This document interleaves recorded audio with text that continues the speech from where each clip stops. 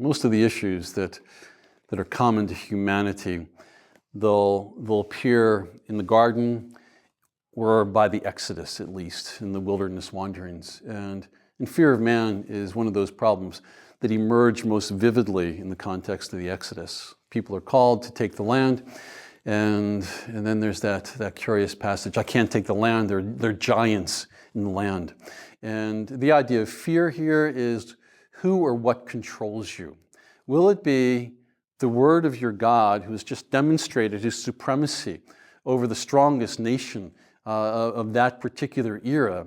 Or will it be those in the land who seem to be especially strong? Whose words, whose eyes will control you? So that seems to be the beginning of it in Scripture. And then it's a theme that goes into Proverbs, fear of man will be a snare.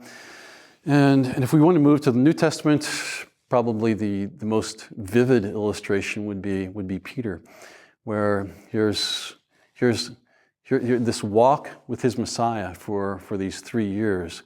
And then Scripture is really seeking to make a contrast. Who will control you? Your Messiah or the words of this little slave girl who suggests that perhaps you are linked to this person who is now being court-martialed? And obviously, it's a stunning picture of Peter being controlled by the opinions and the possible consequences of these words from a little girl. One of the things that I so appreciate about with the Apostle Peter is having become the poster boy for fear of man in Scripture and the treachery of it. When he writes his letter, forgiveness of sins is so rich to him, and his restoration to ministry after that is so rich to him. You really don't see it except in that one section in 1 Peter where he says, don't fear what they fear, but in your heart set apart Christ as Lord. And there you see it. There's that Old Testament dynamic that he brings in the New Testament. Who will you be controlled by? Will it be the words of man or the power of man?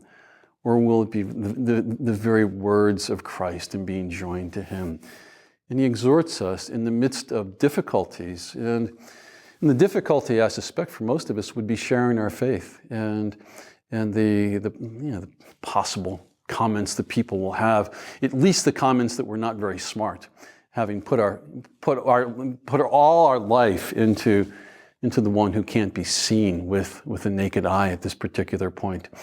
So I think that's where fear of man probably works its way out in my own life. What does it mean to be controlled by the works of our God and his words more than the possible rejection of other people?